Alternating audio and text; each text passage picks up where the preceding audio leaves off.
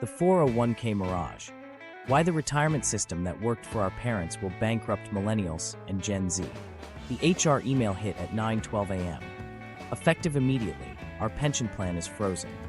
In the break room, a 60-year-old machinist stared at the screen like it was a medical diagnosis. Meanwhile, across town, a 28-year-old barista opened her first 401k statement. $312, mostly fees and market noise. 2 generations, 2 promises, 1 disappearing act. To understand how we got here, we need to go back to the rule change that rewired retirement. The old system, pensions, was built for stability. The new one outsourced risk to workers. It wasn't an accident. And the bill is landing on Millennials and Gen Z, right as costs rise and safety nets shrink. Chapter 1, The Switch, Pensions to 401ks. In the mid-1970s, retirement was a contract. You worked 30 years, the company paid you for life. Defined benefit pensions weren't perfect, but they were clear. The employer carried the investment risk, the longevity risk, the sequencing risk. The worker's job was to show up. The math was centralized, managed by actuaries under a framework built after ERISA in 1974. It was paternalistic and, for many, protective. Then a footnote changed the script. In 1978, the Revenue Act added a new subsection of the tax code, 401k. It wasn't marketed as a revolution. At first, it was a niche tax deferral for bonuses and profit sharing. But in the early 1980s, practitioners started asking a simple question. What if employees could defer part of their wages pre-tax and companies matched it? No pension required? By the mid-1980s, a workaround had become the system.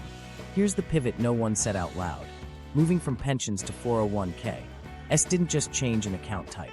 It transferred almost every form of risk from employers to individuals. Market risk? Now it's yours. Interest rate risk? Yours. Longevity risk? Yours. Sequence of returns risk? Retiring into a bear market that shreds your first decade of withdrawals? All yours. And because it's yours, any mistake is framed as personal failure, not system design. From the corporate side, the incentives were obvious. Pensions are liabilities on the balance sheet with long tails and regulatory funding requirements. 401ks? They're a payroll process and a disclosure packet. No guaranteed benefits, no long-term funding promise, and expenses are often pushed to participants through fund fees. Boards loved it. Wall Street loved it. HR loved it because it looked like choice. Workers were told they had control. Control is expensive. The fee drag, often invisible, compounds against you. The reality of participation is fragmented, job changes, caregiving breaks, layoffs. Auto-enrollment didn't exist in the early years, so coverage depended on opt-in behavior most people didn't prioritize in their 20s. And wage volatility meant contributions weren't steady. The new system assumed a steady career arc and consistent saving discipline. The labor market delivered the opposite. Meanwhile, the cultural story shifted. The pension-era narrative was, do your time, the company keeps its promise. The 401k era narrative became, it's on you. Read the prospectus. Pick a target date fund. Rebalance. Don't panic. Don't be greedy. Don't miss the match. Don't forget rollovers. Don't day trade. Don't sit in cash. Don't chase returns. And if you underperform, Dalbar's long record shows average equity investors lag indexes by wide margins thanks to behavior. Withdrawals at the wrong time, chasing performance, fear during dips. In 2024 alone, equity investors underperformed the S&P 500 by more than 8 percentage points, with net withdrawals during every quarter. In the pension era, behavioral gaps didn't tank retirements. Professionals were the buffer. Now the buffer is gone. There's another wrinkle, coverage. In classic pension-heavy decades, large employers dominated and union density was higher. Today, nearly half of private sector workers have no access to a workplace plan, a gap most acute at small firms.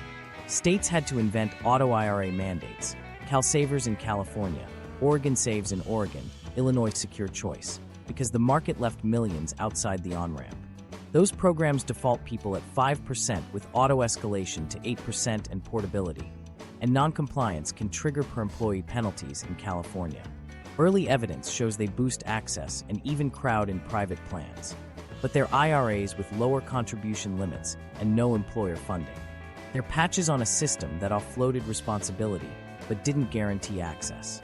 If you want to see the transfer of risk in action, look at a pension freeze announcement. The frozen benefit locks yesterday's promise, but all future accrual stops. In its place, a 401k match appears, maybe 3% to 4% if you contribute. On paper, it feels generous. In practice, the math rarely replaces a lifetime pension benefit unless you save. Aggressively invest well, avoid bad sequence risk, and never lose earnings power. That's a lot of ifs to balance for 30 years. The switch also reshaped power. Under pensions, plan sponsors negotiated fees at institutional scale and bore the investment outcomes. Under 401k, providers earn a slice of plan assets, often through expense ratios and administrative costs disclosed in dense forms. Large plans squeeze fees down, small plans pay more. The same person, at a different employer, can end up paying double the drag for the same broad index exposure. That isn't a market of informed shoppers. That's a lottery based on where you work. Supporters of the 401k model say it democratized investing. For some, it did. If you had a stable career, high savings rate, low-cost funds, and stayed the course, you built real money. But that's survivorship bias. For every disciplined high earner, there are multiple workers who faced interrupted careers, medical expenses that drained accounts, or rollover leakage when old plans turned into checks cashed to cover rent. The system wasn't built for messy lives. It was built for spreadsheets. Meanwhile, employers didn't just avoid liability, they gained flexibility. No pension obligations during downturns. No PBGC premiums for defined benefit plans. Workforce management got simpler. The cost of retirement security moved from a known, budgetable expense to an optional match that can be tweaked annually. We're competitive became a sentence about a match percentage, not a promise measured in lifetime income. This was the moment everything changed. When retirement shifted from a paycheck you could count on to an account balance that might be enough. If markets cooperate, if fees stay low, if you stay employed, if your health holds, if you don't panic, if you start early. That's not a retirement system. That's a risk transfer machine with a glossy brochure. And here's the uncomfortable part. Millennials and Gen Z are entering peak saving years with higher housing costs, student debt, more job hopping, and health plans that push costs onto households. The 401k architecture demands more from them than pensions demanded from their parents, while offering less certainty in return. The switch wasn't just historical trivia. It set up a generational stress test we haven't fully priced in yet. Chapter 2, the fee trap, the quiet tax on your future. Now that the risk sits on your shoulders, meet the quiet partner taking a cut of every step you take. Fees. They don't show up as a line item like rent or groceries. They're embedded in the fund you picked, the record keeper your employer hired, and the share class you never knew existed. A fraction of a percent sounds harmless, until it compounds against you for 30 years. Here's the simple math most savers never see. A 1% annual fee doesn't feel like much in year one, but over a 40-year career, it can consume a quarter to a third of your ending balance compared to a low-cost alternative. That gap isn't abstract, it's years of retirement income. Vanguard's research and industry calculators show the difference between 0.05% and 1% fees can mean hundreds of thousands of dollars for a median earner who saves steadily. The smaller your plan, the worse it usually gets. Large employers negotiate institutional prices. Small employers get retail pricing in institutional clothing. And inside that fee number are moving parts. Expense ratios on the funds themselves. Record-keeping charges. Managed account add-ons wrapped around a basic target date fund. Revenue sharing, where funds kick back part of their fees to pay plan costs. It's all disclosed technically in 408B, 2 and 404A5 documents, dense PDFs that read like a bet you'll never finish them. Providers know inertia is powerful. The system is built to be good enough to pass a compliance check, not clear enough to trigger mass switching. Morningstar's analysis of target date funds has hammered this point for years. Cost is the most reliable predictor of future net returns among similar strategies. Two funds can hold almost the same mix of index exposures, but charge wildly different prices. If your plan serves a few dozen employees instead of a few thousand, you often pay more for the same market. That's not competition, that's segmentation. Meanwhile, participants make the behavioral mistakes Dalbar documents year after year. Chasing returns, selling low, buying high. Layer fees on top of that behavior, and the average investor's performance gap widens. In 2024, while the S&P surged north of 25%, the average equity investor captured far less. The underperformance penalty isn't just emotion, it's emotion plus friction. You bleed returns both ways. Here's where it gets personal. Two coworkers in the same city can have the same salary, same contribution rate, same target date year. One is in a mega plan with rock-bottom index options. The other is in a small plan with higher-cost share classes and a managed account upsell. After 25 years, the first sees an extra 6 figures. The second wonders why the balance feels light. Nothing about their discipline explains the gap. Where they work did. Then there's share class roulette. Many funds come in multiple share classes, identical holdings, different fees. Institutional share classes can cost a fraction of retail. Some plans get them, others don't. In revenue-sharing arrangements, you might pay for plan administration through fund fees rather than a flat per-head charge. Sounds convenient. In practice, lower balance participants subsidize higher balance colleagues because fees are asset-based. The more you save, the more you pay to access the same menu. What about advice? Managed accounts inside 401(k)s promise customized allocations and retirement income planning. Sometimes they help.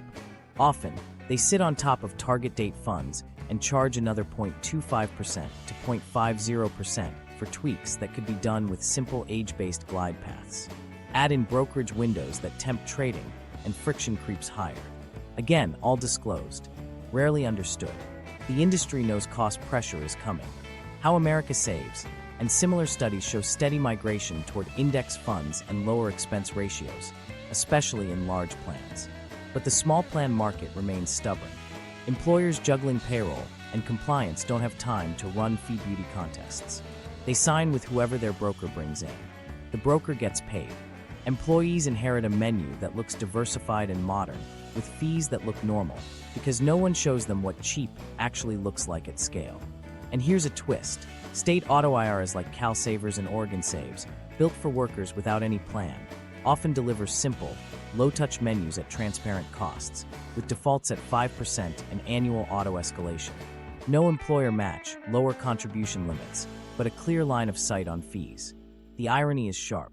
The safety net can be cleaner than some private plans, while the mainstream system still hides fees behind jargon and share classes. Ask yourself a blunt question. If every 401(k) had to display a lifetime fee meter on the front page, estimated dollars you'll pay over your career at current rates, how many participants would accept their default lineup as is? How many employers would push harder on vendors? How many providers would reprice overnight? The quiet tax survives because it's quiet. There's a human moment behind every percentage point. A teacher rolling over a small balance pays a setup fee and loses a month of market time. A warehouse worker picks the fund with the best 3-year return, not seeing the 1.2% expense ratio. A nurse in a small clinic gets auto-enrolled at 5% into a target date fund that's fine. But then a professional management pop-up adds another 0.4% because it sounds safer. Each decision makes sense alone. Together, they're a drag chute. Fees don't have to be destiny. Participants can favor index funds, ask HR for lowest cost share classes, and avoid layered advice unless it's truly needed. Employers can demand flat dollar admin fees and open architecture menus. But the system isn't built to make the cheapest choice obvious. It's built so that paying more feels normal. And that normalization, spread across tens of millions of savers, is one of the largest wealth transfers hiding in plain sight. Chapter 3, The Access Problem. You can't save what you don't have. While fees quietly skim your future, access decides whether you even get on the field. Half the private sector workforce still lacks a workplace plan. Not a bad plan, no plan. It's worst at small employers, in restaurants, retail, gig work, care work. That's not a personal finance problem. That's infrastructure missing from the paycheck. Here's how it shows up in real lives. A home health aide in Fresno works for 3 agencies in 1 year. None offer a 401(k). She wants to save but doesn't know where to start, and the paycheck barely covers rent. Across town, a graphic designer at a 20-person firm asks HR about a plan. HR shrugs. Too expensive, too complicated. Meanwhile, a corporate employee at a Fortune 100 has auto-enrollment, auto-escalation, and a generous match. 3 workers, same country, 3 different realities. States stepped in because waiting for federal fixes meant waiting forever. Oregon launched Oregon Saves in 2017. California followed with Cal Savers. Illinois built Secure Choice. The rule is simple. If an employer doesn't offer a plan, they must facilitate payroll deductions into a Roth IRA, with employees automatically enrolled at 5% and nudged higher each year, typically auto-escalating to 8%. Employees can opt out. Accounts are portable. Compliance has teeth. California can fine employers per eligible worker if they ignore the mandate, with penalties that escalate for continued noncompliance. Do these programs work? Early evidence says yes. In California, Oregon, and Illinois, the share of workers at firms offering any retirement plan ticked up, and the odds of an individual saving through payroll rose. Researchers call it a crowd-in effect. When faced with the mandate, some employers start private 401(k)s instead. In California, mid-sized firms saw as many as roughly 23% of new private plans linked to the policy push, and overall coverage rose across both state programs and private adoption. But let's be honest about trade-offs. Auto IRAs usually cap at IRA contribution limits, which are lower than 401(k)s. There are no employer contributions. Investment menus are simple and sometimes pricier than institutional 401(k) index funds, though transparency is better than many small plans. For a barista or warehouse worker, it's not perfect, but it's a real on-ramp where none existed. And portability matters when your job changes twice a year. Access isn't just about plan availability. It's about money left after life. Real wages for many workers have been squeezed for decades while housing, childcare, and healthcare took bigger bites. HSAs exploded as high-deductible health plans spread, but most people use HSAs like checking accounts, not long-term investments. According to industry data, only a small slice invests HSA balances. A third withdraw more than they contribute in a year. That's not irrational, it's survival. When prescriptions and hospital bills rise, retirement saving loses. Add student debt. For millions in their 20s and 30s, the monthly payment competes directly with the 401(k) contribution. Employers know it. Some now offer student loan matching linked to retirement plans, but coverage is thin. Gig workers face another wall. They're outside payroll systems that make saving automatic. The tax code lets them open solo 401(k)s or IRAs, but the friction is high. Without a default pathway, good intentions lose to paperwork and cash flow. Behavioral economics explains why auto-enrollment and escalation work. We stick with defaults. We accept the number on the form. The state programs use that insight, so do better private plans. But the default has to exist. If your employer never sets one, the It's On You model assumes a level of time, knowledge, and margin many households don't have. And when markets surge, participation gaps widen the wealth gap. You can't compound dollars that never made it into the account. There's a quiet injustice baked in. Workers at the biggest companies, those with the most stable pay, the richest matches, and the cheapest funds, get the most efficient retirement machine. Workers at small firms, or hopping between part-time roles, get nothing or a patchwork. The people who would benefit most from automation and institutional pricing are the least likely to get it. That's upside down. Critics of mandates say small employers are drowning in compliance already. That's real. But look at the design. Employers don't fund the accounts. They just run payroll deductions the same way they handle taxes. Penalties exist because without them, many would never prioritize setup.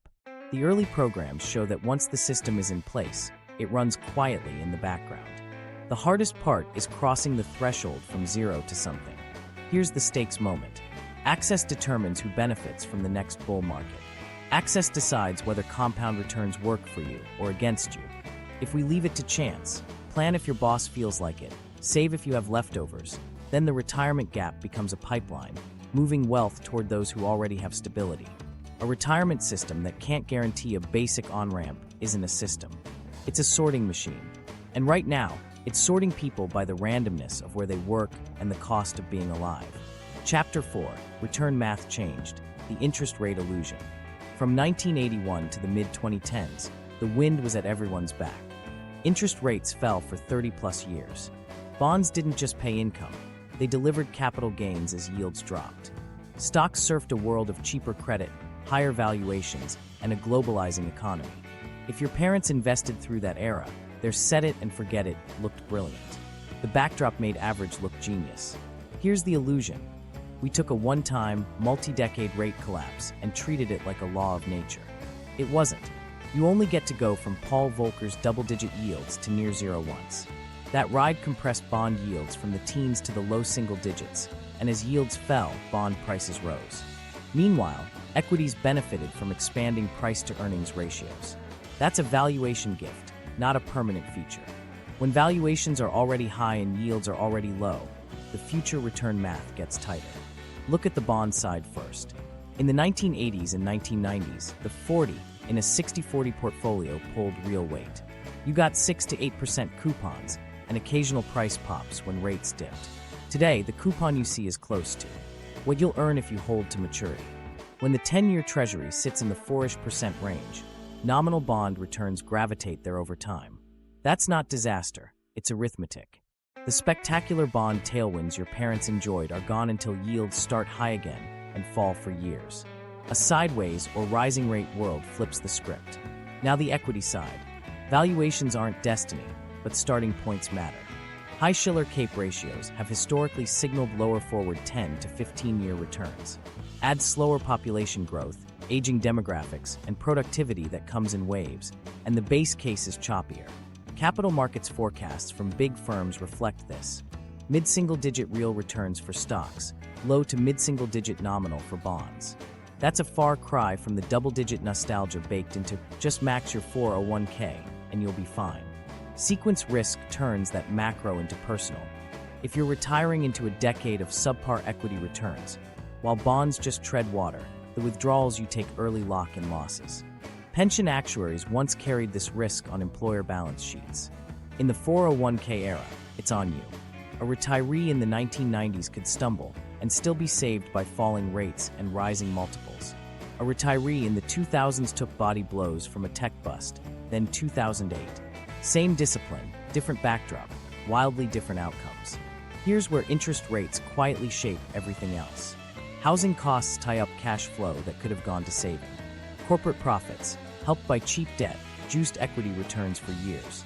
When rates reset higher, firms feel it. Margins compress or growth slows. Dividends matter more. Buybacks get pricier. Investors start caring about cash generation instead of stories.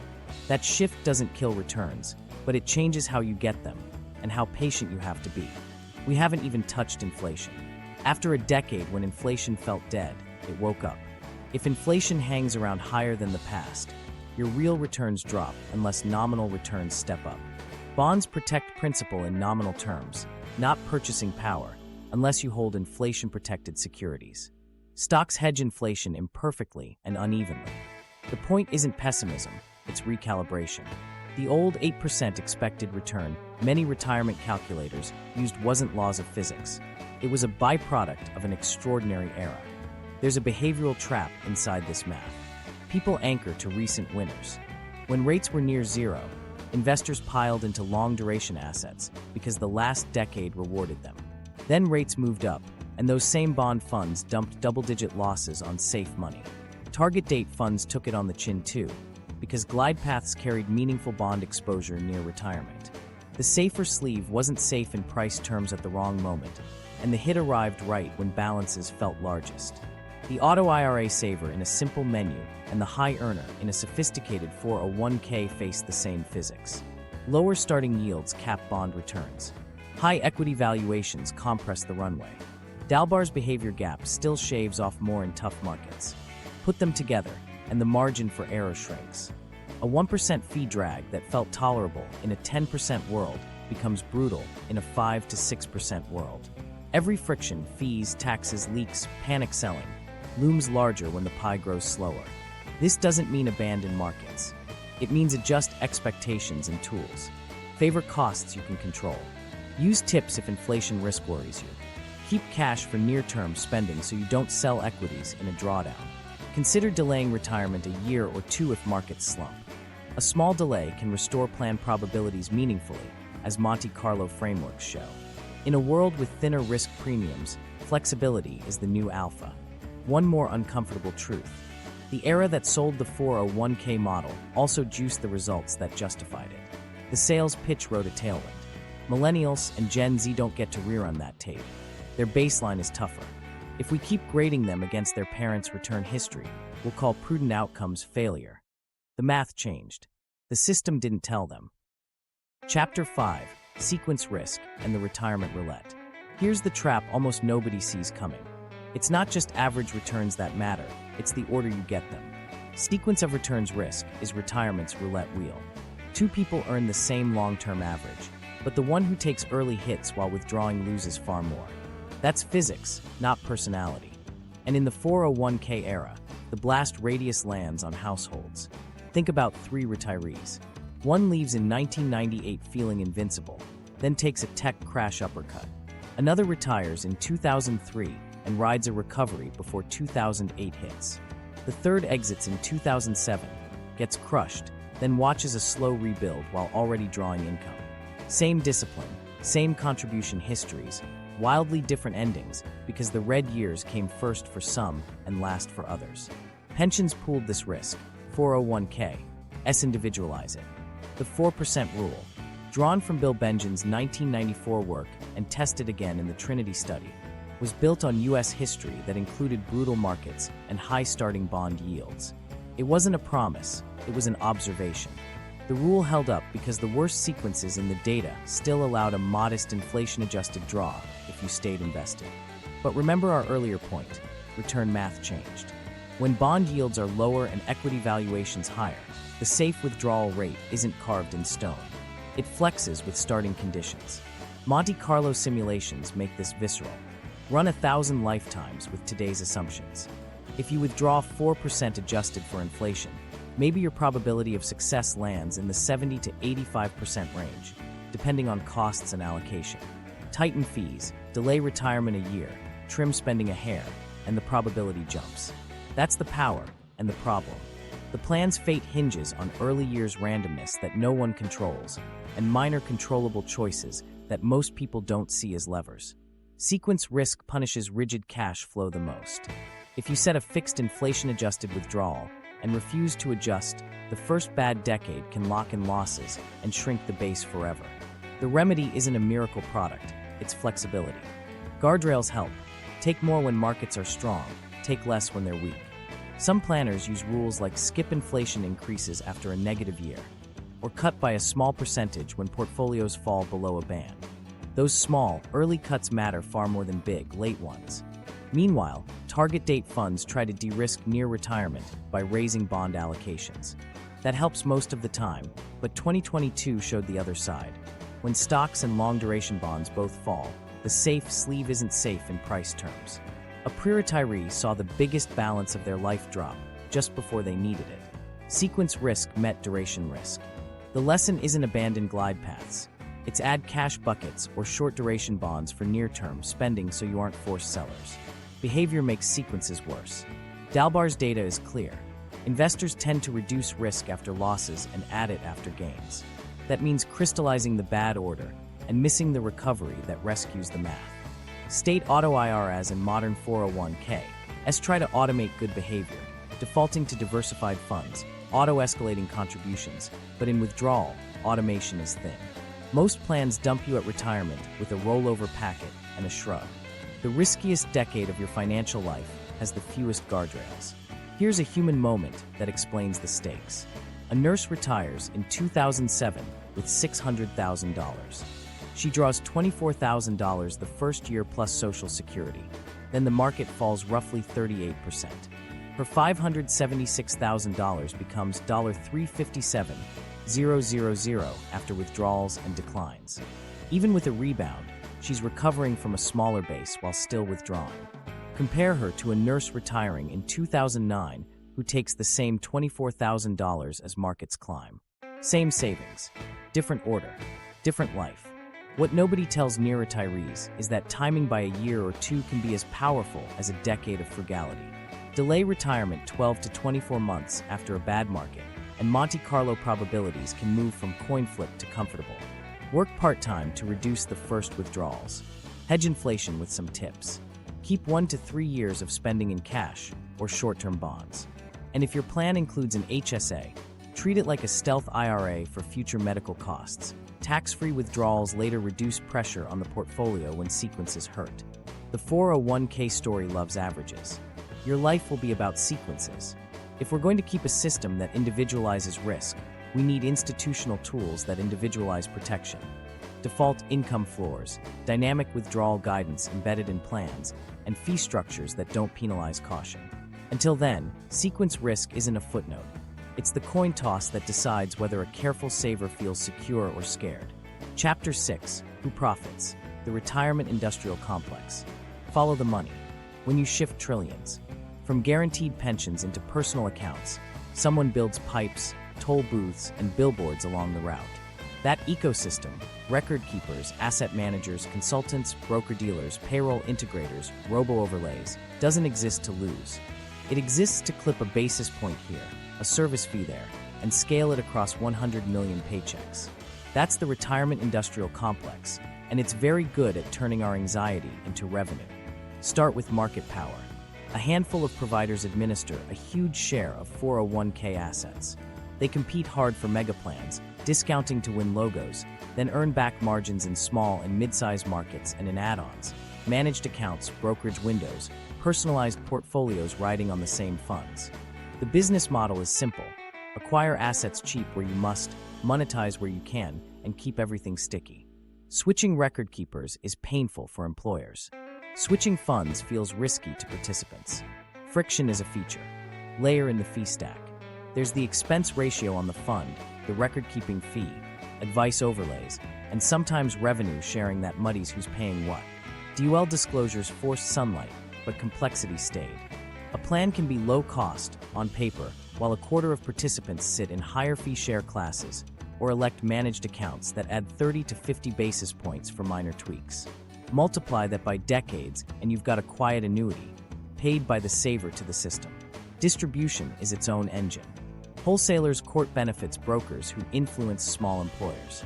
Those brokers are often paid by providers, directly or through trails embedded in products. Small business owners juggling payroll lean on the person who shows up with a turnkey solution. That bundle might include proprietary funds with higher fees than broad market index options. Nobody's breaking the law. Everyone is following incentives. The result is segmentation by employer size, institutional pricing for the big, retail pricing for the small, and the same worker punished or rewarded by where they clock in. Regulation shapes the map. The Department of Labor's fiduciary push, on again, off again, challenged conflicted advice in retirement accounts. Court battles blunted parts of it, and lobbying dollars worked the refs. Meanwhile, plan sponsors live under ERISA liability, so they hire consultants to document prudence, which often means choosing brand-name target date suites from the same giants who run the record-keeping. You can call that vertical efficiency, or you can call it a cozy loop. Behavior is monetized too. The Dalbar gap, investors underperforming markets thanks to poor timing, translates into demand for help. Providers sell managed accounts as a cure. Sometimes they do help, especially when they automate better savings rates or reduce concentration risk. But the core drivers of outcomes, savings rate, costs, asset allocation, staying put, don't need a pricey overlay. The industry's genius is packaging discipline as a product and charging rent for it. There's also the leakage economy. Old 401k's become rollover IRAs, often at higher fees, because that's what the outbound call center is paid to promote. Every job change is a chance to move an account from institutional pricing to retail, from simple lineups to platform menus with bells and whistles.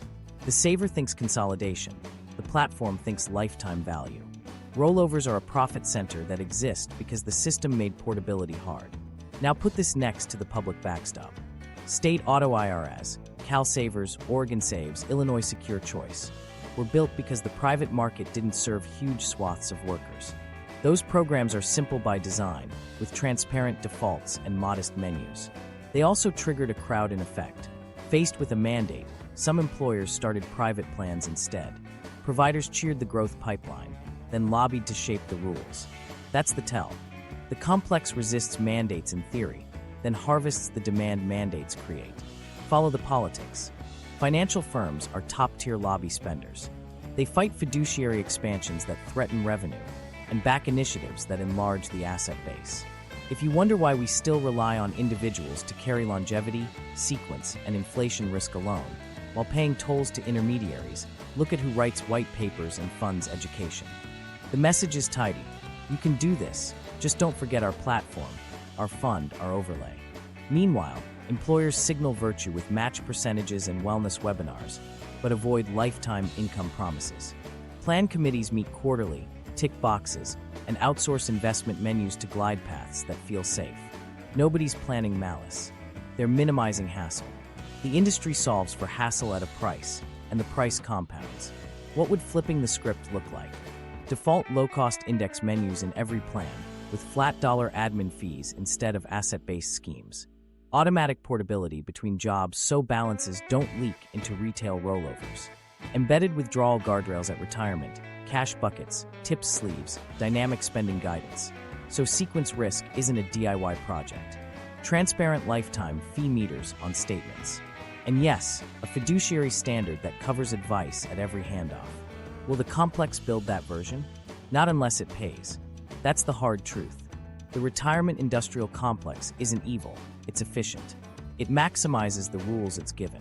If we want a system that maximizes retirements instead, we have to change the rules and stop confusing a thriving industry with a secure old age. Chapter 7, Behavioral Landmines. Humans versus Markets. We like to think we invest with spreadsheets. We don't. We invest with nervous systems wired for survival, not compounding. Markets punish those instincts on a delay. The 401k era turned that mismatch into policy. Give people control, then hope they act like robots. Dalbar's 30-year scoreboard shows what happened next: chronic underperformance, not because indexes failed, but because humans flinched. Start with loss aversion. A 5% gain feels nice. A 5% loss feels like a punch. So we sell after the punch. Dalbar's 2024 readout showed investors pulling money during every quarter, even as the S&P 500 ended the year up roughly 25%.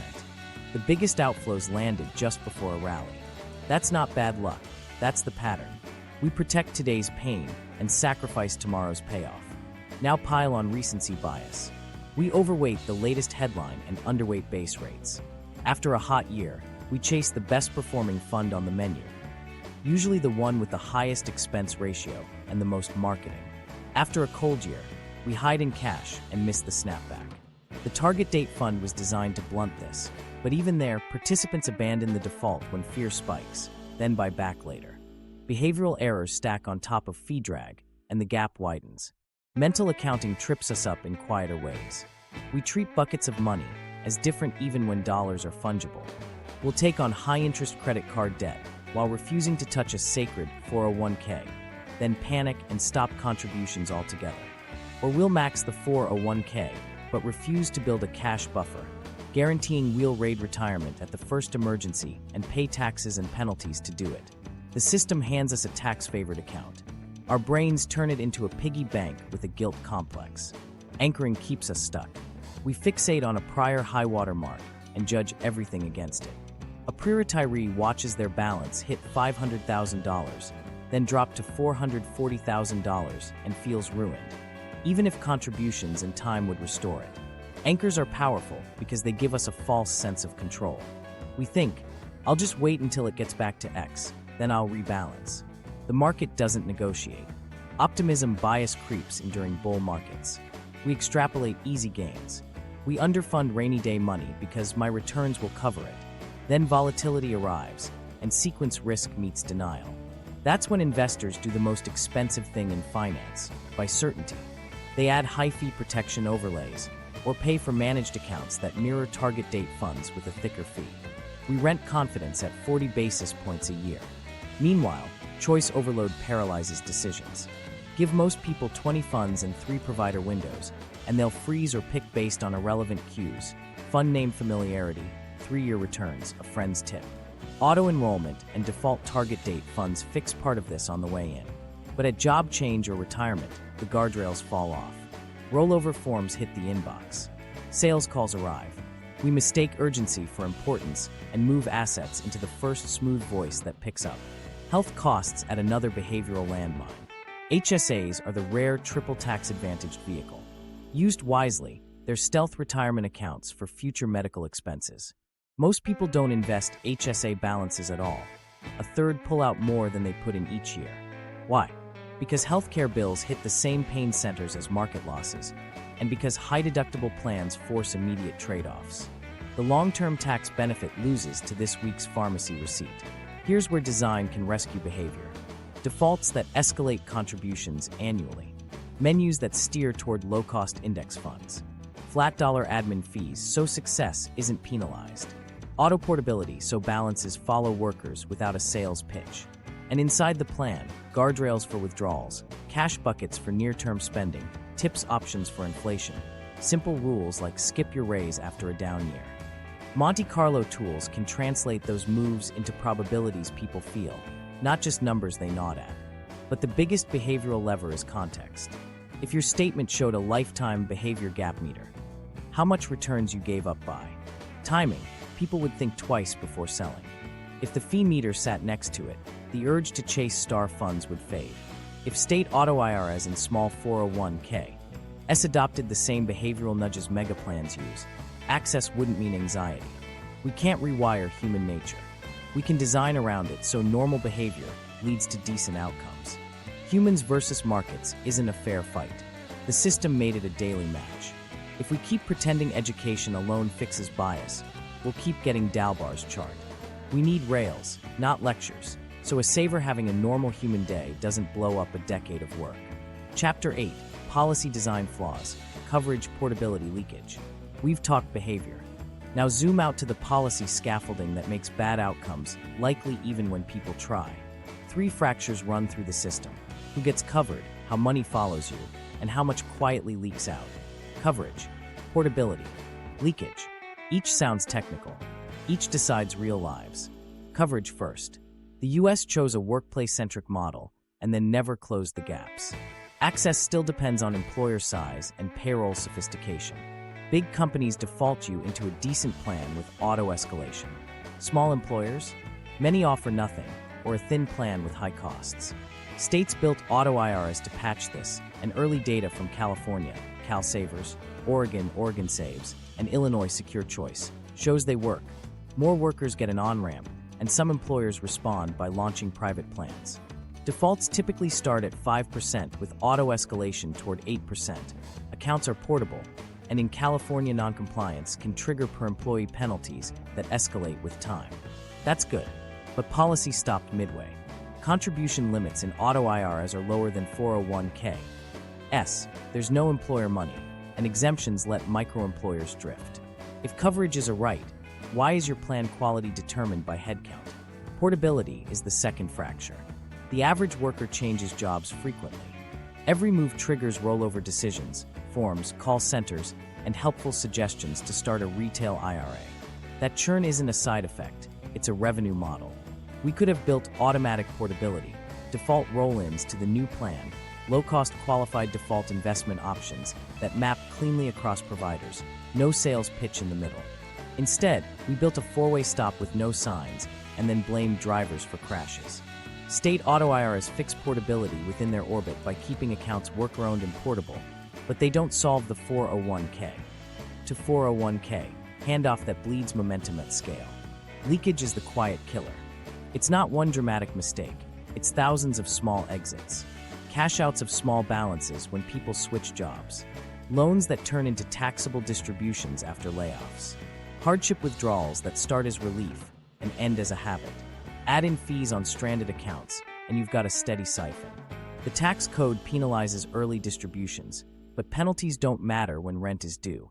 Policy that ignores cash flow realities pushes workers into choices everyone later calls bad. It's not bad, it's the only door open. Consider a warehouse worker with 3 old accounts under $5,000 each. 2 providers charge minimum fees that eat a few hundred a year. The new employer plan won't accept roll-ins without a paper form notarized and mailed. One account converts to a check after an address mismatch. He needs car repairs. The check gets cashed. Multiply that story by millions. Leakage isn't a character flaw. It's a design feature that prioritizes administrative convenience over lifetime outcomes. Coverage has other cracks. Part-time workers, multiple job holders, and gig workers fall through. A barista working 20 hours at 2 cafes isn't eligible under many plan rules, even after recent federal tweaks. State programs help, but only where they exist and where employers comply. Nationally, we still treat millions as temporary, even when their careers are permanently patchworked.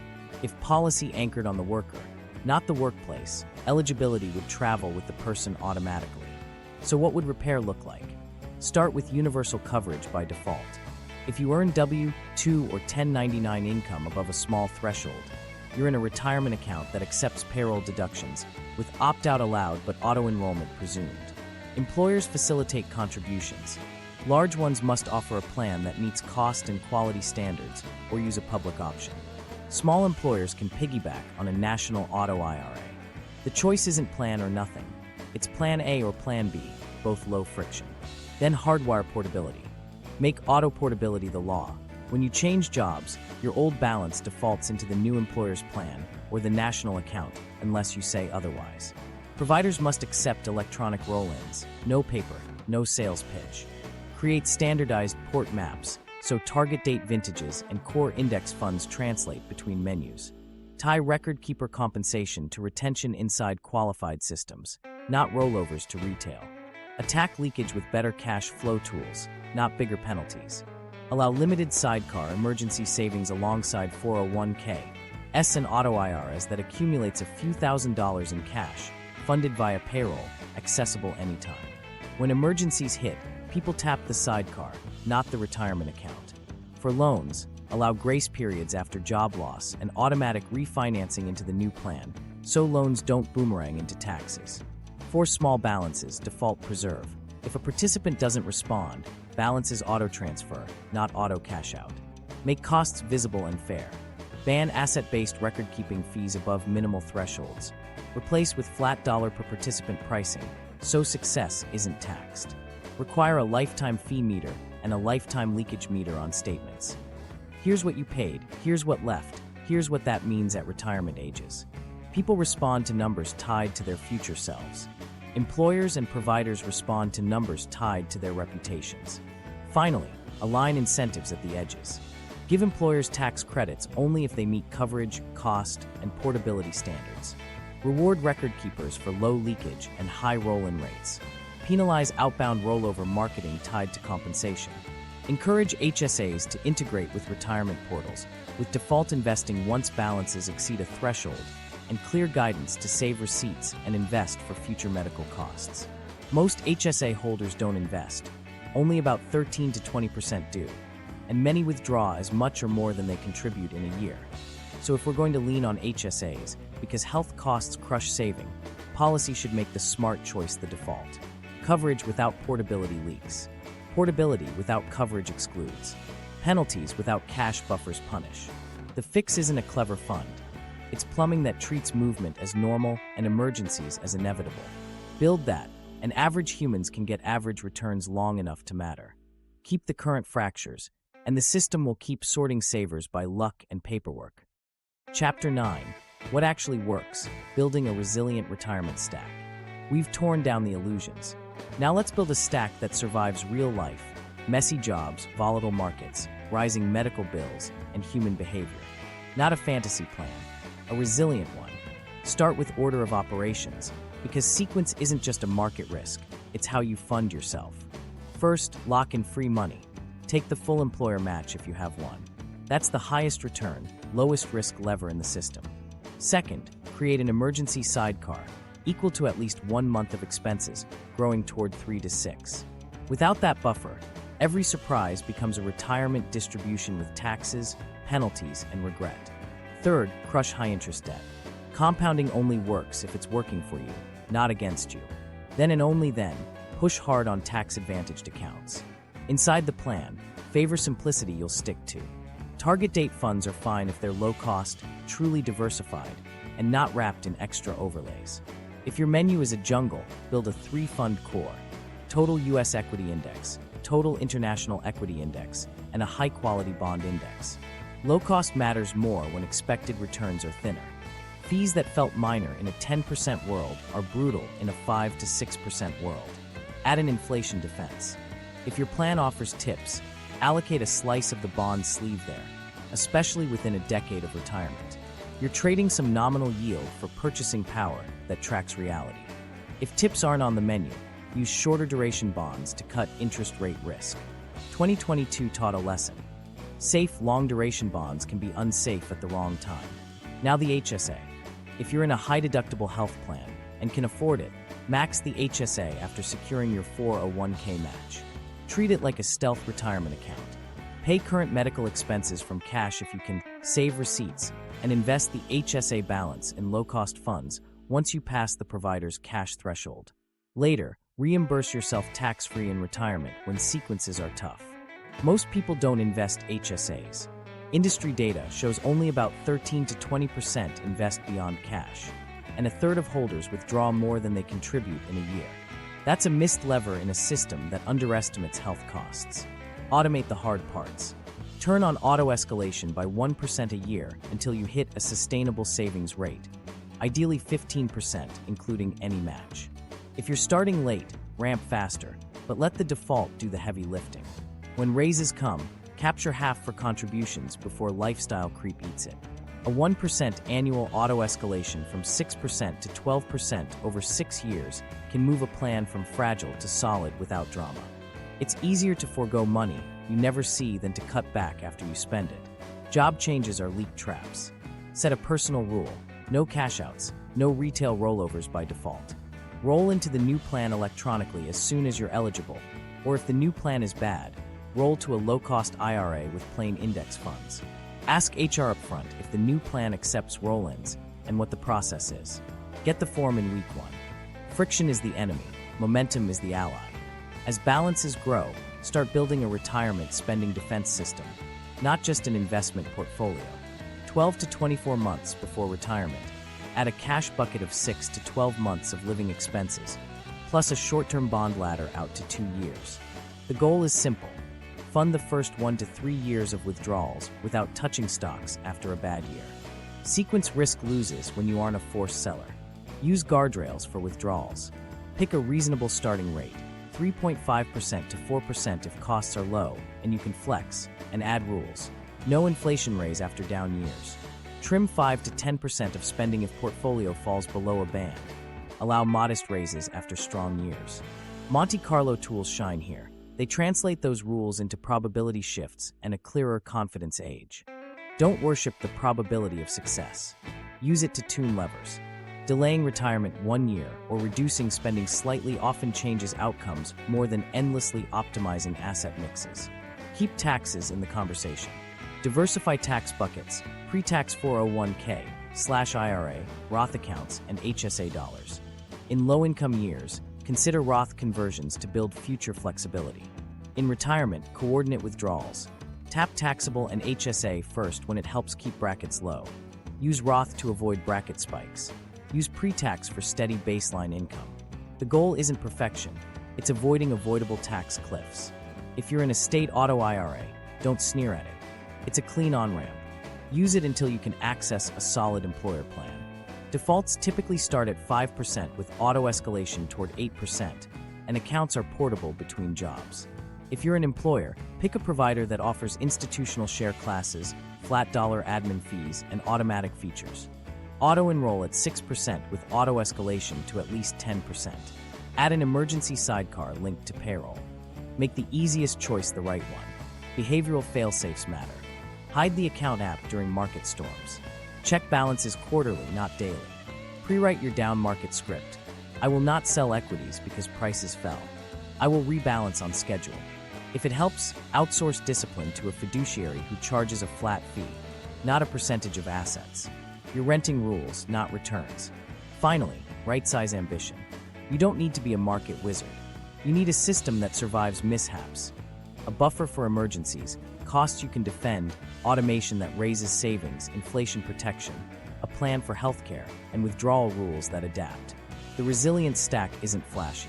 It's boring by design. That's how real retirements are built in a world that won't stop testing them. Chapter 10, Rebuilding the System, Policy-Level Solutions. We don't need another pamphlet telling people to save more. We need rules that make average behavior produce decent outcomes. Start with a simple principle. Anchor the system to the worker, not the workplace. If you earn income, you're in by default, with an easy opt-out, the same way payroll taxes work. Coverage first, then quality. Universal auto-enrollment is the spine. If you get a W-2 or 1099 above a small threshold, a retirement account turns on automatically. Employers either offer a qualifying plan or funnel payroll to a public option. States showed this can work. Cal Savers, Oregon Saves, Illinois Secure Choice moved coverage, and even triggered private plan creation via crowd-in effect. Scale that nationally. Use defaults that mirror what works. Start contributions at 5 to 6%, auto-escalate 1% a year toward 10 to 12%, and make accounts portable by design. Portability has to be automatic, not a scavenger hunt. Mandate auto-portability. When workers change jobs, balances roll into the new plan or the national account unless they actively choose otherwise. Standardize rollover rails, electronic, no paper, no outbound sales pitch. Create a common mapping for core funds and target date vintages so money lands in like-for-like options without surprises. Tie record keeper compensation to successful roll-ins and low cash-out rates so incentives line up with preservation, not leakage. Fees should be a utility, not a mystery. Cap asset-based record-keeping charges at de minimis levels and push plans toward flat dollar per participant pricing. Require every plan to offer a core set of ultra-low-cost index funds and an age-based default under a transparent fee ceiling. Put a lifetime fee meter on statements. Dollars paid so far, projected dollars over 30 years at current rates, and the balance hit those fees imply. When costs are visible in dollars, employers negotiate and participants care. Tackle leakage with an emergency sidecar linked to payroll. Let every plan include a liquid savings pocket. Default a small slice of each deposit until it reaches a cap, then direct everything to retirement. Emergencies stop being 401k loans and hardship withdrawals. They're cash from the sidecar. For loans, require automatic refinancing into the next employer's plan after job loss, with a grace period so loans don't flip to taxable distributions. For small balances, default preserve. Automatic transfer beats automatic cash out. Make decumulation part of the default, not an afterthought. The riskiest decade is the first 10 years of retirement, yet plans dump people into rollovers and product pitches. Require embedded retirement income tools inside plans. A 3-bucket default that holds 1 to 2 years of spending in cash/short-term bonds, a tips sleeve for inflation, and a growth sleeve for long-term. Add guardrail withdrawal guidance. Skip inflation bumps after down years. Trim slightly when portfolios breach a band. Allow raises after strong years. Present this as a default path at 59.5, not a marketing brochure at 65. Integrate HSAs with retirement portals where HDHBs are offered. Default invest HSA balances above a small cash threshold into low-cost funds. Show cumulative medical cost projections and allow receipt storage for later tax-free reimbursements. Most people don't invest HSAs, even though assets and participation are growing. Design can flip that without a lecture. Close the coverage cracks for part-time and multi-employer workers. Set national minimum eligibility, say 500 hours a year triggers inclusion, and allow hours across multiple employers to aggregate via payroll IDs. The account is attached to the person. Employers just send the money. This is where a national backbone matters. It can knit together fragmented work without new paperwork for small businesses. Fix incentives. Offer tax credits for small employers that meet cost, default, and portability standards. Sunset them if standards slip. Penalize providers for outbound rollover marketing tied to compensation when a comparable plan exists. Publish a public scorecard. Plan costs, leakage rates. Roll-in acceptance, default design. When metrics are public, reputations drive behavior faster than rules alone. Bring fiduciary clarity to every advice handoff. If someone is paid to influence allocation or rollover decisions in a retirement account, they owe a fiduciary duty, period. No carve-outs for titles or channels. The goal isn't to ban products. It's to make the duty travel with the money so the cheapest, cleanest path isn't undercut by conflicted scripts. Finally, embrace the crowd-in effect instead of fearing it. State auto IRs prove that mandates don't smother private plans. They spur them. Research attributes a notable share of new private plans and increased employer coverage to this response. A national auto IRA backstop with high standards would raise the floor, while private providers compete on experience, integration, and service above that floor. The industry still thrives, just not by hiding tolls. None of this is exotic. It's plumbing, universal defaults, automatic movement, transparent costs, emergency buffers, built-in decumulation, and aligned incentives. We engineered a system that assumed perfect households and sold confidence as a service. We can engineer one that assumes messy lives and makes prudence the default. If we won't guarantee lifetime income the way pensions did, then we owe workers a system that guarantees a fair fight. Chapter 11, the Millennial/Gen Z Playbook, Timelines and Tactics. You're not getting a pension. You're getting a moving target with fees, market noise, and a labor market that won't sit still. Fine, let's build a playbook that survives that reality. Simple, sequenced, and ruthless about the levers that actually move outcomes. Timelines first. In your 20s, the only goal is momentum. Take the full match if you have one. Turn on auto-escalation at 1% a year until you hit a combined 15%, faster if raises land. Open an emergency sidecar with a payroll link. Get it to 1 month of expenses, then 3. Without that buffer, every surprise becomes a taxable retirement rate. If your employer offers only an auto IRA, use it. It's clean, portable, and it gets you compounding now. Job hops are normal. Make no cash outs, no paper rollovers your rule. Ask HR on day one whether roll-ins are electronic. Do it before life gets loud. Allocation in your 20s. Keep it boring. A low-cost target date fund works if fees are tight. If the lineup is messy, build the 3-fund core: total US, total international, total bond, tilted heavily to equities. Ignore star funds. Pick the cheapest broad indexes. If you're on a high-deductible health plan and can swing it, contribute to the HSA after getting your 401k match. Invest the HSA once you clear the cash threshold, save receipts, and let the balance grow as a future tax-free medical budget. Your 30s are the consolidation decade. Kids, housing, career zigzags. This is leakage country. Protect your system. Keep the emergency sidecar funded. Automate a small deposit every paycheck. Escalate contributions with promotions before lifestyle creep absorbs them. If you're squeezed by childcare or student loans, keep the match and a small automatic increase alive. Use any employer student loan match to 401k, feature if offered. When you change jobs, roll old balances into the new plan or a low-cost IRA within 60 days. Don't accept retail rollovers pushed by outbound calls unless the fees are clearly lower and the lineup cleaner. Refine your allocation. As balances grow, add tips to the bond sleeve to hedge inflation. Shorten bond duration if your target date fund runs long. Consider a small dedicated cash buffer inside the plan if available, but keep most cash in the sidecar so you don't confuse emergency money with retirement money. Rebalance annually once. Turn off the phone notifications. Quarterly is plenty, daily is poison. Your 40s are the compounding decade. Income stabilizes, markets get louder, and discipline pays. Push contributions toward 15% if you're not there, or higher if you started late. Max the HSA if you use one. This is where fees matter more than heroics. Audit your plan menu. Are you in institutional share classes? Is there a managed account fee layered over a target date fund? Ask HR for lower cost share classes and a flat dollar admin fee. If your plan is stubbornly expensive, push for vendor bids. Employers respond when enough people ask with specifics. Add resilience. Map out likely big-ticket costs, college, home projects, medical, and fund them outside the 401k so you don't detonate the plan with loans. If you must borrow from the 401k, know the failure mode. Job loss converts loans to taxable distributions. Keep loan amounts modest and pay off horizons tight. Build a bad market plan now. The rule you'll follow when headlines scream. It's the same 3 lines every time. Don't sell equities because they fell, rebalance on schedule, skip raises in down years.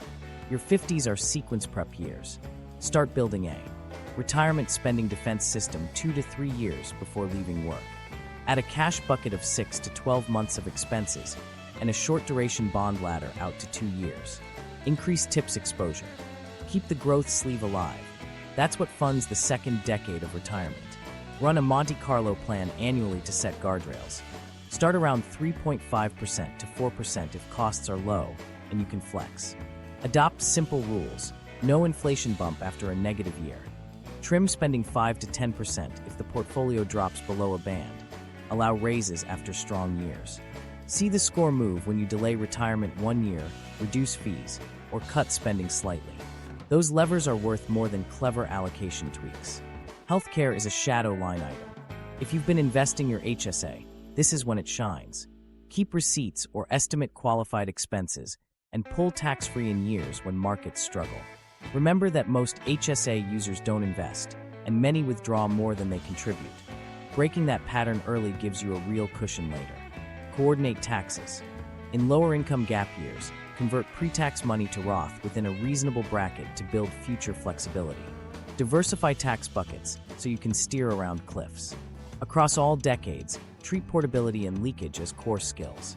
Auto portability isn't national policy yet, so self-impose it. Keep an updated list of your accounts and beneficiaries. When you leave a job, initiate roll-ins immediately. Never let small balances sit in fee-heavy or orphaned accounts. If your employer doesn't offer a plan, use the state auto IRA or a low-cost IRA and set payroll or bank auto deposits so inertia helps you, not the calendar. Finally, keep the system human-proof. Hide balances during storms. Check quarterly. Use low-cost defaults. Build buffers. Make decisions on a schedule, not in reaction. You're not trying to win a game. You're trying to avoid the handful of expensive mistakes the system invites. Playbook beats prediction. In this era, that's how you win. Chapter 12, Beyond Markets. The Household P&L. Wall Street sells you charts. Real life runs on a household profit and loss. If the monthly P&L doesn't work, the portfolio never gets a chance. That's the part personal finance advice treats like a footnote when it's the engine. Retirement isn't built in spreadsheets. It's built in cash flows that survive messy Tuesdays. Start with the top line, income. Raises, side gigs, career pivots.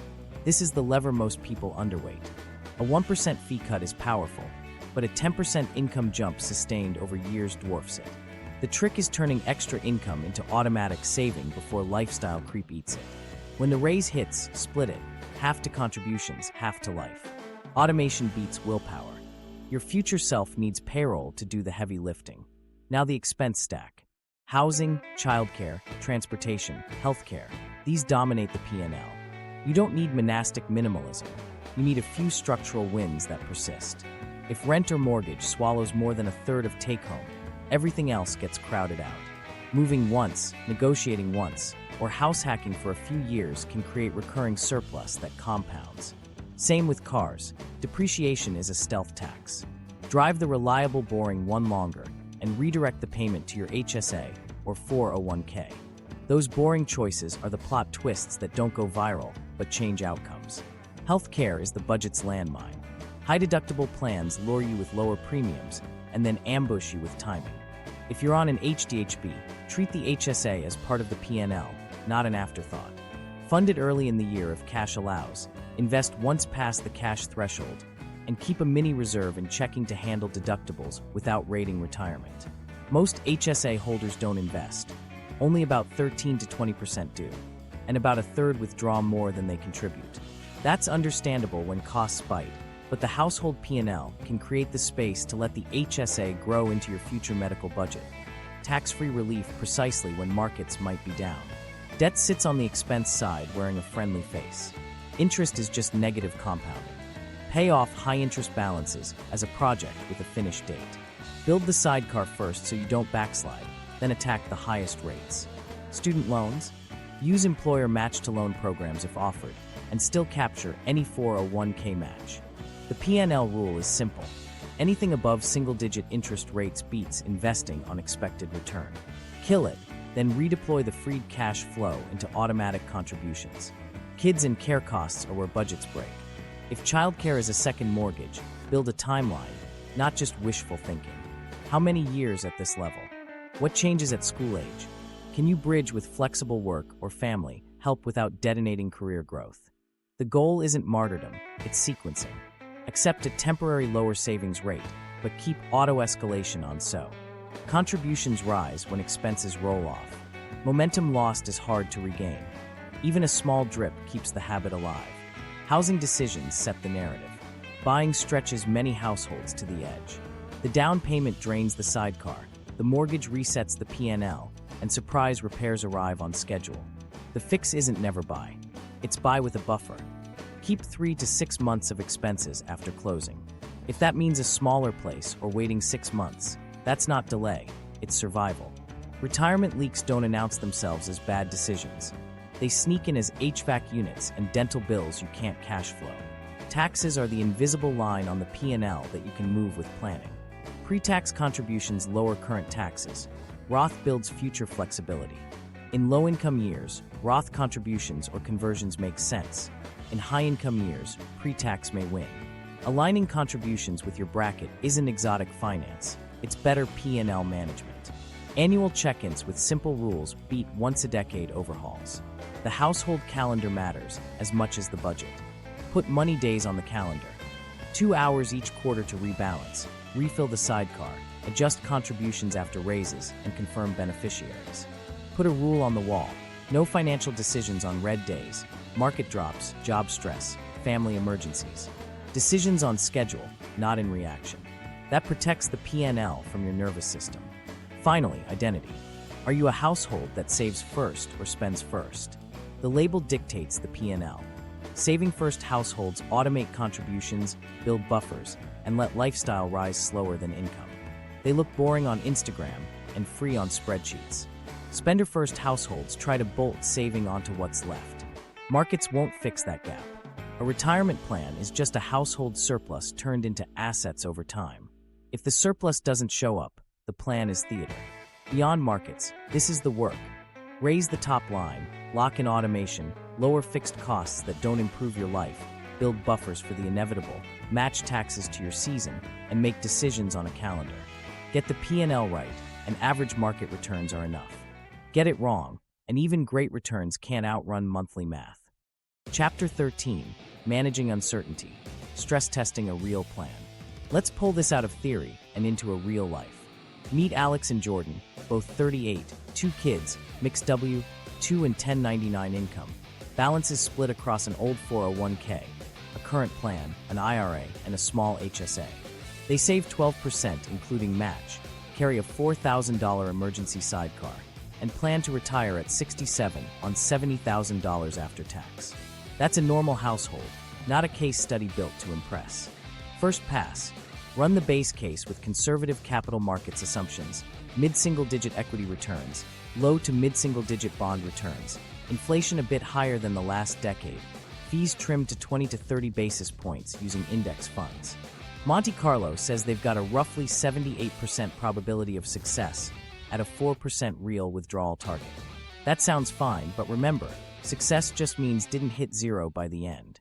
It says nothing about how bumpy the ride feels, or what happens if the bad years come early. Now we stress test sequences, the thing that actually ruins plans. Scenario A, a 25% equity drawdown in year 1 of retirement, bonds break even.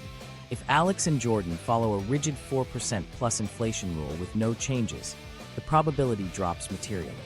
Not catastrophic, but it's the wrong rule for a bad start.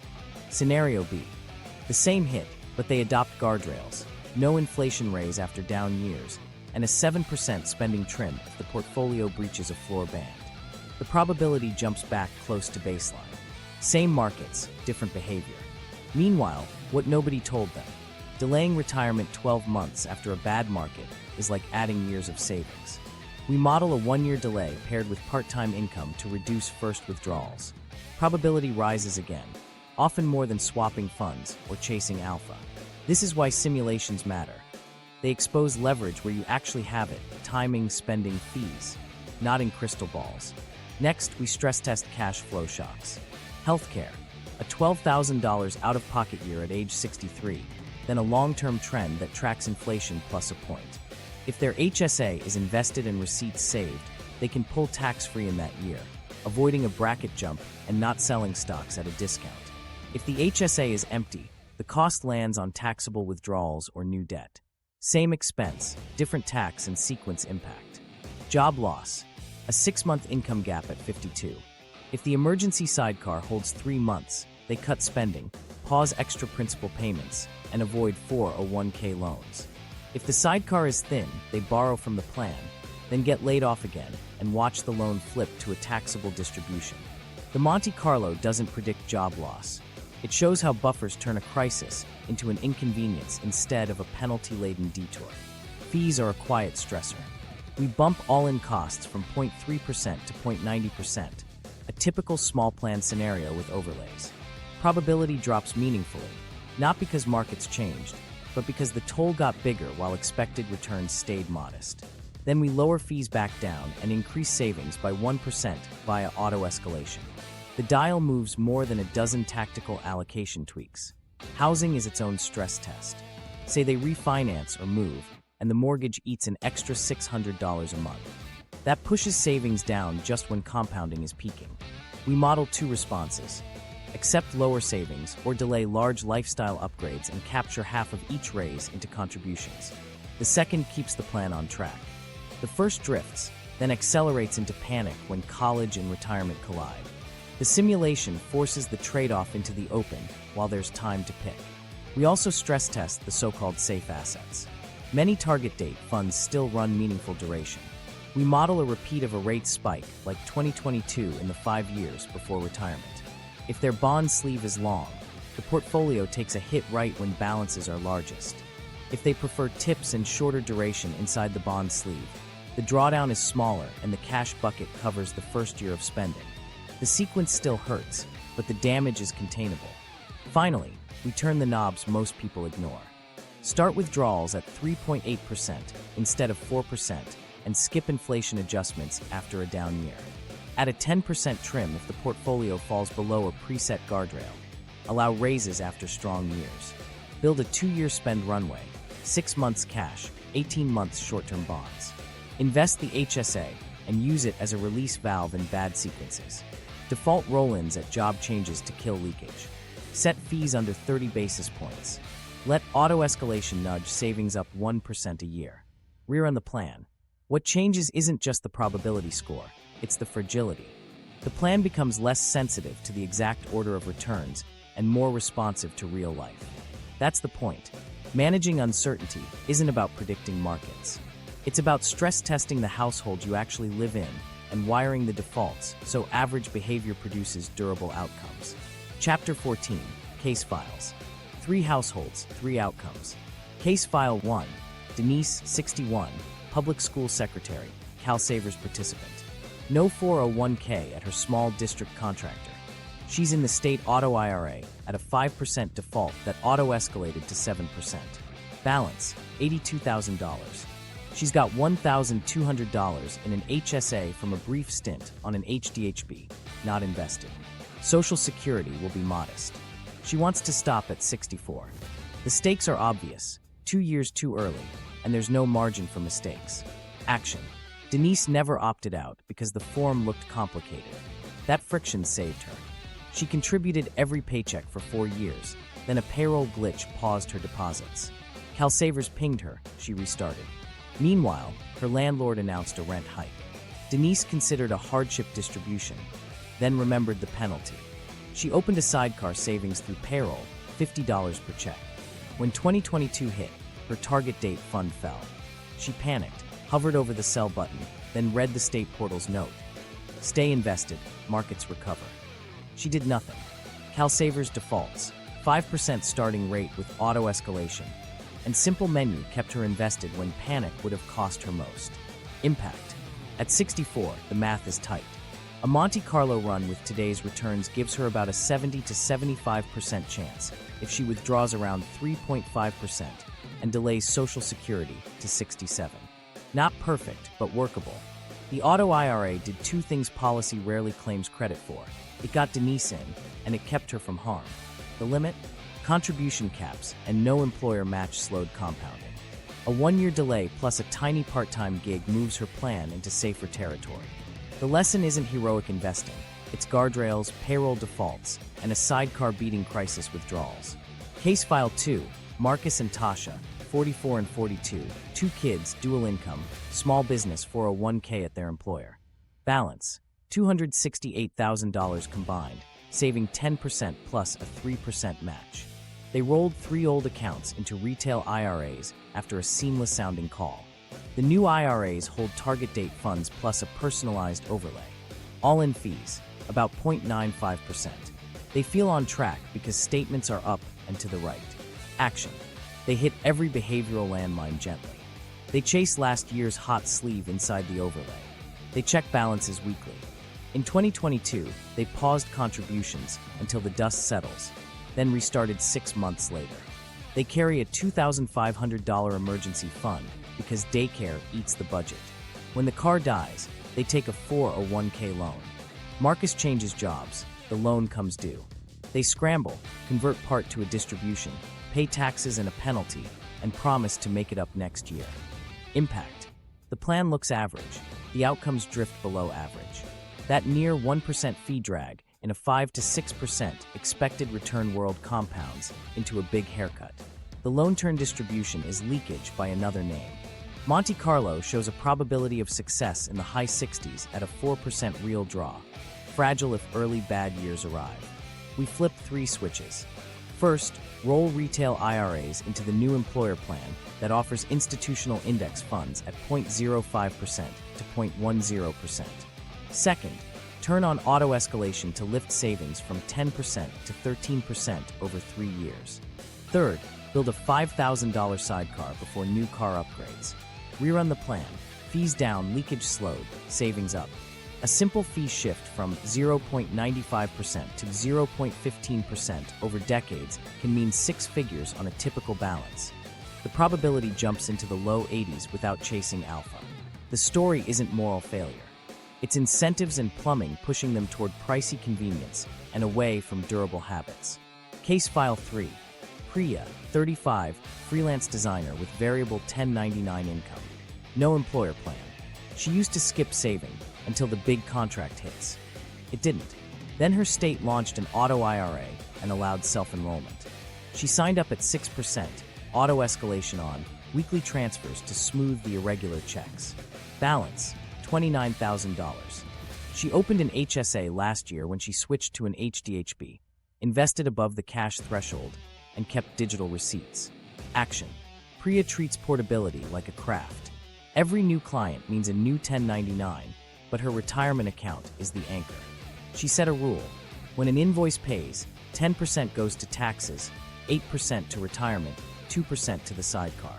When a slow quarter hit, she lowered contributions instead of stopping.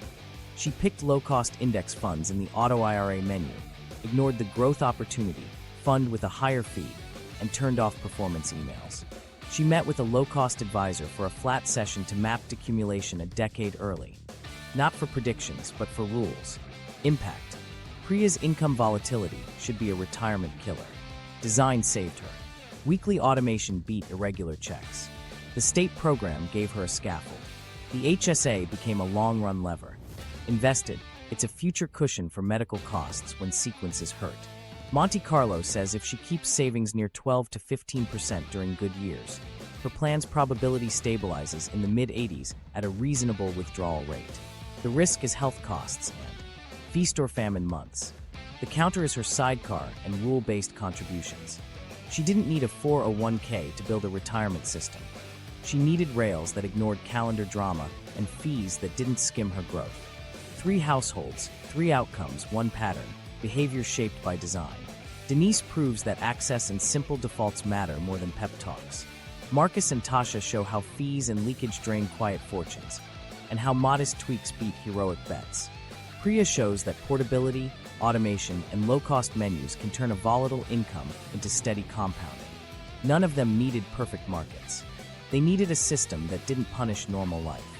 Chapter 15, The Mirage Explained, What the System Can and Can't Do. Here's the truth.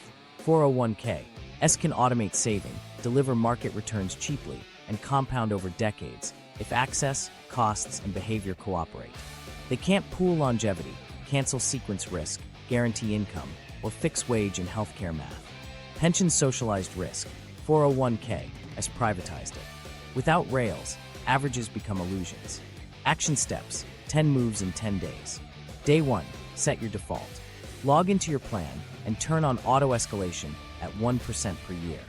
If your plan allows, Start at 6% and let it rise to at least 10 to 12%. If you're in a state auto IRA, set contributions to 5 to 6% and flip on escalation. Future raises will do the work. You won't have to. Day 2. Kill the fee skim.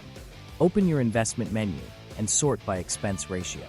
If you're in a high-fee growth opportunity or a managed account layered over a target date fund, move to the lowest cost target date or a 3-fund core. Total U.S. stock, total international, and a broad bond index. Aim for all-in costs under 0.30%. A seemingly small 0.5% to 0.8% difference can mean 6 figures over a career. If you can't get there, flag it. Tomorrow is about leverage. Day 3. Email HR with receipts. Ask for institutional share classes and flat dollar record keeping instead of asset-based fees. Attach a simple comparison. What 0.9% versus 0.15% means over 30 years on your plan's average balance. Providers move when employers ask. Employers move when employees bring specifics. Day 4. Build the sidecar. Set up an emergency savings account linked to payroll. Automate $25 to $100 per paycheck until you hit 1 month of expenses. Then keep going toward 3. This is your leak stopper. When the tire blows, you don't blow up the 401k. If your plan offers a built-in emergency sidecar, turn it on. Day 5. Make portability automatic. List every old account and beneficiary. If your current plan accepts roll-ins, initiate electronic transfers today. If not, open a low-cost IRA at a provider with cheap index funds and roll old accounts there. Set a personal rule: no cash-outs, no retail rollovers sold by call centers unless fees are lower and options cleaner. Day 6. Fix your bond sleeve. If you're within 10 years of retirement, add tips if they're available, or shorten duration to reduce rate risk. If you use a target date fund, check its bond duration. If it runs long, consider an option with shorter duration or complement with a short-term bond fund in plans that allow it. Day 7. Turn your HSA into a long-run lever. If you're on a high-deductible plan, contribute to the HSA after capturing the 401k match. Once the cash threshold is met, invest the HSA in low-cost index funds. Save digital receipts. In bad market years later, those HSA dollars become tax-free withdrawals that don't force you to sell stocks. Most people don't invest HSAs, only 13–20% do, and many withdraw more than they contribute. Flipping that script is a big edge. Day 8. Write your down market script. 2 sentences you'll follow when headlines scream, "I won't sell equities because prices fell. I'll rebalance on schedule and skip my annual raise after a down year." Put it in your notes app. When fear hits, you won't improvise expensive decisions. Day 9. Map accumulation early. 10 minutes with a retirement calculator or Monte Carlo tool to set guardrails. Start with a 3.5% to 4% initial withdrawal rate if costs are low, and you can flex. Add rules: no inflation raise after down years. Trim 5 to 10% if the portfolio breaches a floor. Allow raises after strong years. You're not chasing certainty, you're setting rails. Day 10. Audit for leakage. Turn off paper checks for small cash outs. If your provider automatically cashes out small balances, enroll in auto portability if offered or consolidate proactively. If you have a loan, set payoff on a timeline and ask HR about loan carryover to a new plan if you change jobs. Leakage is design. Today you redesign. Bonus lever for employers. Set auto enrollment at 6% with auto escalation to at least 10%. Offer flat dollar admin fees and institutional share classes. Add an emergency sidecar. Accept electronic roll-ins. Publish fees in dollars on statements. Your plan becomes a retention tool because it works. Bonus lever for freelancers and gig workers. Treat the state auto IRA or a low-cost IRA as your anchor. Automate weekly transfers. X% to taxes, Y% to retirement, Z% to your sidecar. Use a single index fund or target date with low fees. Irregular checks don't have to mean irregular saving. These 10 days aren't magic. They're plumbing. They turn the average month into a system that resists fees, fights leaks, and keeps you from selling discipline back to the industry at 40 basis points a year. Resolution and meaning. The Mirage clears when the rules change and the defaults do the heavy lifting. Pensions pooled risk. But today your best defense is a system that makes prudence automatic. Want the policy fixes and personal levers tied together? Watch the next episode where we stress test a national auto IRA and show the household moves side by side. Subscribe for more true stories the retirement industry won't tell you, and share this with the one friend who thinks a higher fee buys safety.